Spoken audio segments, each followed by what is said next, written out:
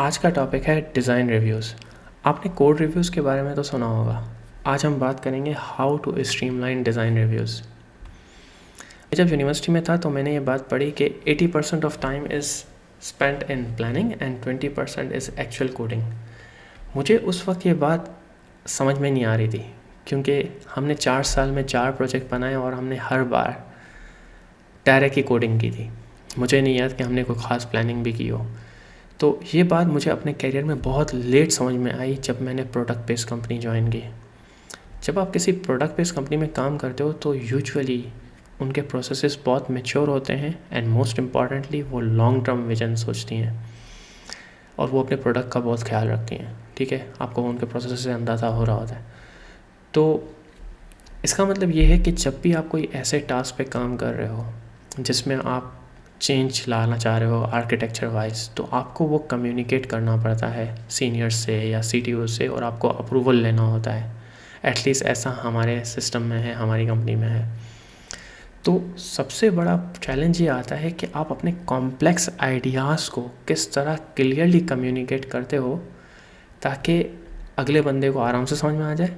और the most important point, अगर आपकी ऑडियंस डीपली इन्वॉल्व नहीं है उस पर्टिकुलर प्रोजेक्ट में जिस प्रोजेक्ट की आप बात कर रहे हो, ऐसा होता है फॉर एग्जांपल सीटीओ, ज़रूरी नहीं है वो उतना ही डीपली इन्वॉल्व हो उस प्रोजेक्ट में जिस आप बात करने जा रहे हो।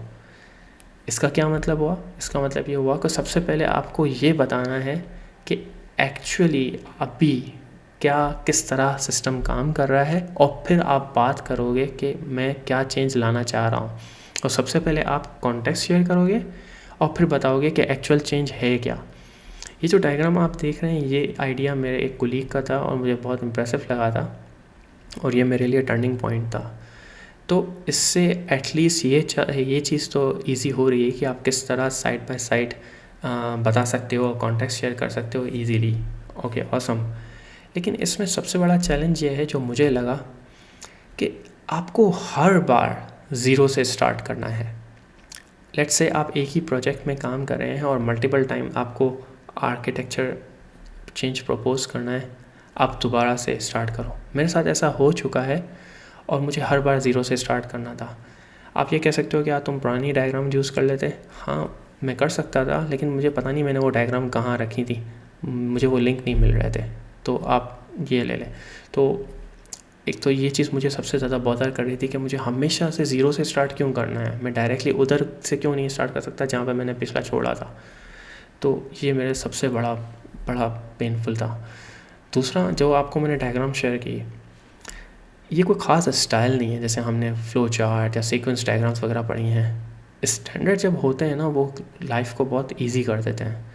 तो ये कोई ख़ास इम्प्रेसिव पॉइंट नहीं है, बट एटलीस्ट ये चीज़ थी जो कि मुझे बॉदर की। तीसरा, ये सारी डायग्राम्स जो बनाते हैं हम वो नॉर्मली कोई ना कोई टूल्स के थ्रू बनाते हैं, जैसे ड्रॉ आयो हो गया या मिरो हो गया या व्हाटएवर। इसमें सबसे ज़्यादा पेनफुल बात क्या है? Manual alignment. आपने ब्लॉक बड़ा कर दिया, आपको एरो सही करनी है, आपका टेक्स्ट अलाइन नहीं हो रहा और इसमें काफ़ी टाइम लग जाता है। और ये चीज़ें मुझे बड़ी पेनफुल लगी थी और ये मेरे चैलेंजेस थे।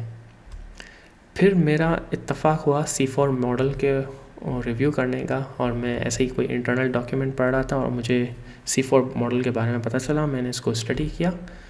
तो मैं आपको इस वीडियो में C4 मॉडल क्या होता है ये तो नहीं बता रहा, मैं आपको हाई लेवल इंट्रोडक्शन दूंगा और मैं बताऊंगा ये किस तरह इन एड्रेसेस को ओवरकम करने में मेरी इसने हेल्प की और हो सकता है आपकी भी हेल्प करे। तो C4 मॉडल में 4 मेन डायग्राम्स हैं, वो हम आहिस्ते आहिस्ते देखेंगे। लेकिन सबसे पहले है सिस्टम कॉन्टेक्स्ट, जो कि बिग पिक्चर बताता है, पूरे सिस्टम की हाई लेवल पिक्चर। इसमें किसी बंदे, कोई आप नॉन टेक्निकल बंदे को बताओगे ना उसको भी समझ में आ जाएगी, इसके लिए कोई टेक्निकलिटी चाहिए ही नहीं। फिर आती है कंटेनर डायग्राम जिसमें आप सिस्टम को जूम करते हो फर्दर और फिर आप दूसरे कंपोनेंट्स बताते हो जैसे एप्लीकेशंस, डेटाबेसेस, यूआई, व्हाटएवर। और फिर कंपोनेंट डायग्राम जिसमें आप मज़ीद इंडिविजुअल कंटेनर्स को जूम करते हो। तो आइडिया ये है, आप स्टेप बाय स्टेप सिस्टम के अंदर जूम इन हो रहे हो और डिटेल्स शो कर रहे हो। डायरेक्टली बहुत सारा डिटेल्स आपने नहीं बता दी अपनी ऑडियंस को, स्टेप बाय स्टेप जूम कर रहे हो। तो हम एग्जांपल देते हैं, जैसे ये है सिस्टम कॉन्टेक्स्ट डायग्राम। इसमें आप देख सकते हैं कि एक आपका कस्टमर है जो कि आपके सिस्टम से इंटरेक्ट कर रहा है, और वो सिस्टम जो आपका है वो 2 एक्सटर्नल सर्विसेज में भी यूज़ कर रहा है, या हो सकता है ये आपकी माइक्रो सर्विस हो। मुझे इस बारे में नहीं पता, मैंने ये सोर्स जो है वो C4 मॉडल के थ्रू उठाई है, लेकिन हाई लेवल आपको मैं डायग्राम बता रहा हूँ कि इसमें बहुत ऑब्वियस है, कोई रॉकेट साइंस नहीं है, ठीक है। और फिर हम देखते हैं कंटेनर डायग्राम क्या है। क्या हम सिस्टम को मैंने मज़ीद जूम किया और मुझे पता चला अच्छा यार मेरे सिस्टम में UI भी है, बैकएंड भी है, डेटाबेसेस भी है, स्टैटिक कंटेंट भी हैं, वगैरह वगैरह, और इस तरह काम करता है। तो आप देख रहे हैं कितना क्लियर और इजी है। तो ये था इंट्रो हाई लेवल, जो कि सफिशेंट है मेरे कंटेंट को समझने के लिए। अब इसमें बेस्ट पार्ट क्या है? बेस्ट पार्ट है डायग्राम एज अ कोड। आपने इंफ्रास्ट्रक्चर एज अ कोड के बारे में तो सुना ही होगा, या कॉन्फ़िगरेशन चेंजेस जो कि कोड के थ्रू होती हैं उस बारे में सुना होगा, जैसे एंसिबल हो गया, टेराफॉर्म हो गया, पपेट, सॉल्ट वगैरह, ये सारे। इसमें क्या होता है, आप कोड लिख रहे होते हो, आप रन करते हो, आपका इंफ्रास्ट्रक्चर रेडी। आपने कोड लिखा, आपने रन किया, आपकी कॉन्फ़िगरेशन रेडी। आप वो कोड 36 मरतबा रन करो, वो एक ही रिज़ल्ट प्रोड्यूस करेगा, ठीक है। बिल्कुल यही idea diagram as a code का है। आपने डायग्राम्स लिखी, कोड लिखा, और कोड को आपने रन किया, डायग्राम्स प्रोड्यूस हो गई, और वो 36 बार रन करें वही डायग्राम प्रोड्यूस होंगी। तो इसका बेस्ट एडवांटेज क्या है, आप इस कोड को अपनी रेपो के अंदर डाल सकते हो, ठीक है, और इसको अपने वर्कफ्लो का पार्ट बना सकते हो, और इस तरह आप अपने डिज़ाइन रिव्यूज़ को ईजी बना सकते हो। बहुत सारे टूल्स हैं, चूँकि ये स्टैंडर्ड भी है C4 मॉडल, तो बहुत सारे टूल्स हैं जो कि इस मॉडल को आपको हेल्प करेंगे कोड के थ्रू बनाने में। जिस टूल को मैं फोकस कर रहा हूँ वो है स्ट्रक्चर IZR DSL, सही है। तो टिपिकल वर्कफ्लो क्या होता है आपका, आप साइड ब्रांच बनाते हो, जैसे भी आप कोई फॉर एग्जांपल कोई नया फीचर इंप्लीमेंट कर रहे हो या बग फिक्स कर रहे हो, आप साइड ब्रांच बनाते हो, आप एडजस्टमेंट करते हो, PR रेज करते हो, अप्रूवल्स लेते हो, और चेंजेस मर्ज, बूम, ज़बरदस्त, ship to production, awesome. So design change भी वही वर्कफ्लो होगा। आप साइड ब्रांच बनाओगे, इसमें आइडिया, कोर आइडिया ये है कि आपकी डायग्राम्स अब रिपोजिटरी का पार्ट होंगी, बेस्ट। कोड भी रिपोजिटरी के अंदर होगा, बेस्ट, ठीक है। कोई एक्सेस राइट कुछ नहीं, कहीं इधर उधर भी नहीं, रेपो में है, ग्राउंड ट्रूथ रेपो, ख़त्म। आपने साइड ब्रांच बनाई, आपने अपडेट की डॉक्यूमेंट, डिज़ाइन डॉक्यूमेंट, आपने अप्रूवल्स लिए, आपने मर्ज किया, और इस तरह आप अपने पूरे फ्लो को स्ट्रीमलाइन कर रहे हो। अच्छा, मैं आपको एक छोटा सा डेमो देता हूँ, उससे आपको समझ में आ जाएगी कि इसको प्रैक्टिकली कैसे यूज़ कर सकते हैं। ये मेरी रिपोजिटरी है, मैं ये लिंक डिस्क्रिप्शन में शेयर कर दूँगा।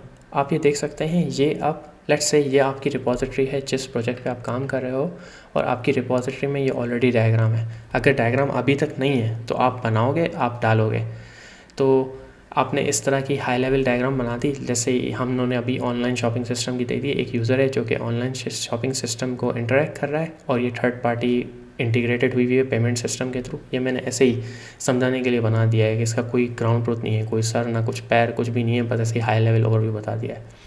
फिर मैंने एक और जूम किया है कि अच्छा यार मेरी ऑनलाइन सिस्टम में है क्या क्या है। एक वेब एप्लीकेशन है जो कि REST APIs के थ्रू कम्युनिकेट कर रही है, जो अंडर द हुड पोस्टग्रेस के थ्रू कम्युनिकेट कर रहा है, और ये REST APIs जो है वो थर्ड पार्टी से इंटीग्रेटेड हैं जो कि पेमेंट्स मैनेज कर रहा है। ज़बरदस्त, सो फार यहाँ तक क्लियर है। लेट्स इमेजिन आपके ये डायग्राम ऑलरेडी सिस्टम में है, और अब किसी वजह से, किसी परफॉर्मेंस रीजन्स की वजह से या वॉट एवर रीज़न की वजह से आप पोस्टग्रेस को रिप्लेस करना चाह रहे हो MySQL के थ्रू।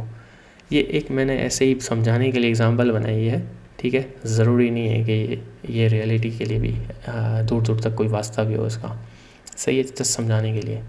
तो अब हम देखेंगे कि हम इसको किस तरह वही ब्रांच वाला वर्कफ्लो देखेंगे। तो ये देखें, मैंने एक साइड ब्रांच बनाई हुई है। PR अभी मैंने ओपन नहीं की क्योंकि ये डेमोन्स्ट्रेशन के लिए मैंने रखी है, लेकिन इस तरह बस मैं आगे क्लिक करूँगा तो ये PR बन जाएगी, ठीक है। आपने चेंज किया मैं ये डायग्राम बना रहा हूँ और मैं कंपोनेंट ये चेंज कर रहा हूँ, और आपने उसके बैकग्राउंड कलर ये आपको शो करना होगा ताकि ये रेड लगे, ताकि नुमाया हो कि चेंज है क्या, ठीक है। तो इस तरह आप कम्युनिकेट करोगे और आप PR ओपन करोगे, अप्रूवल लोगे। अच्छा, यहाँ पे एक चीज़ समझने की ये है कि ये अप्रूव हो जाना अभी काफ़ी नहीं है, डिपेंड करता है आपका इंटरनल प्रोसेस कैसा है। हमारे इंटरनल प्रोसेसेस में ADRs होते हैं, तो हम यूजुअली डायग्राम ADRs में शामिल करते हैं और ADRs अप्रूव होते हैं तब जाके हमारी प्लानिंग अप्रूव होती है। आपके मुझे सिस्टम का नहीं पता, लेकिन लेट्स इमेजिन इस ADR के प्रोसेस को ले लेते हैं। तो मैं इस पूरे चेंज को, डायग्राम को उस वक्त तक इटरेट करता रहूँगा जब तक कि मेरा ADR अप्रूव नहीं हो जाता। जैसे ही मेरा ADR अप्रूव हुआ, मैं इस PR को मर्ज कर सकता हूँ क्योंकि ऑलरेडी ADR अप्रूव हो चुका है।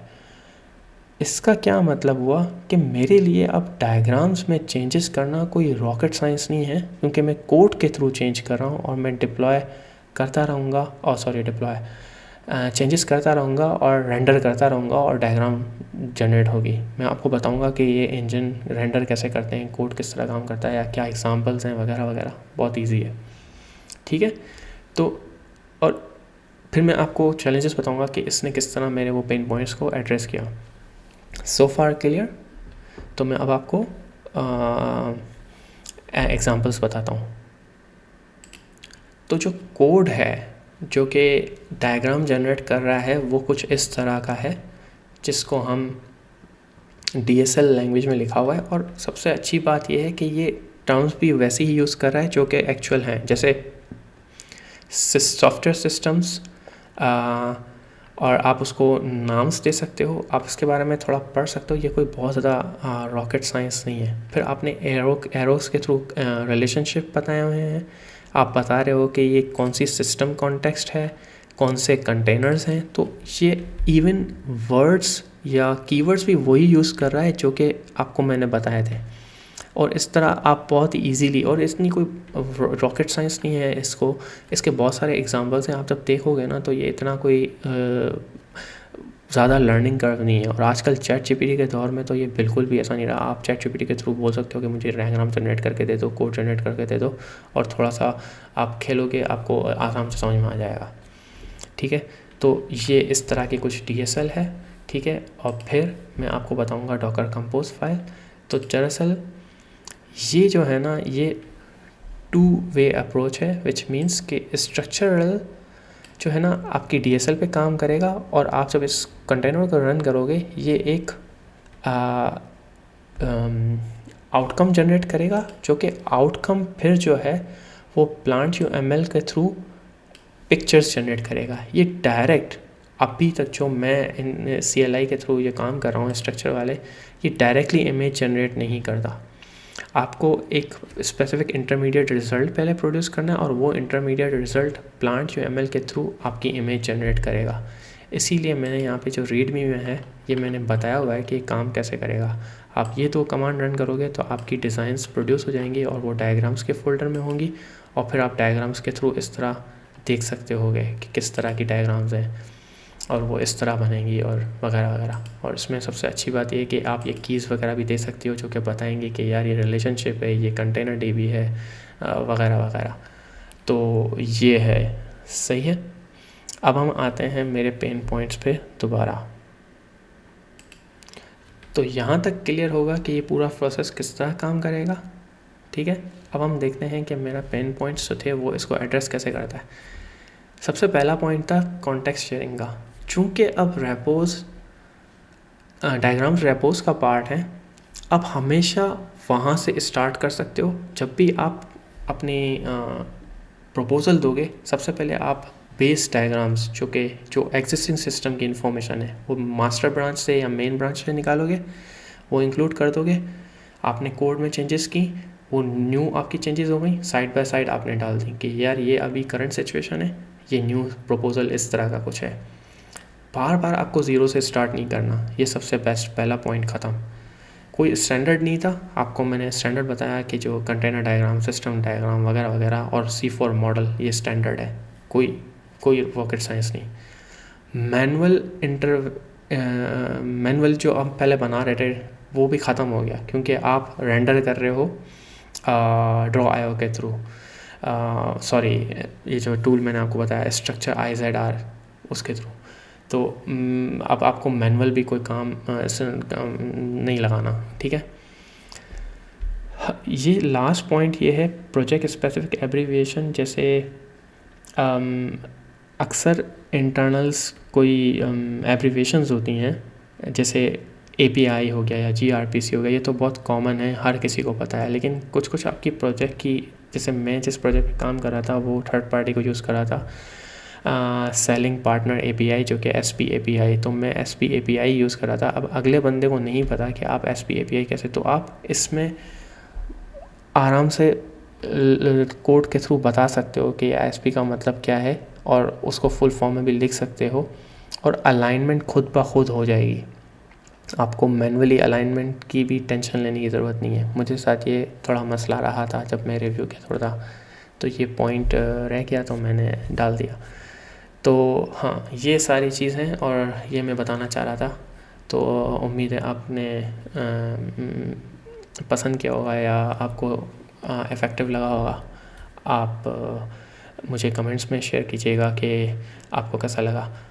और रही बात, अगर ये चीज़ मैंने पूरी ब्लॉग के थ्रू भी डॉक्यूमेंट की हुई है, मैं आपको मैं लिंक डिस्क्रिप्शन में डाल दूँगा। अगर आप चाहें तो आप ब्लॉग के थ्रू भी पढ़ सकते हैं। Thank you.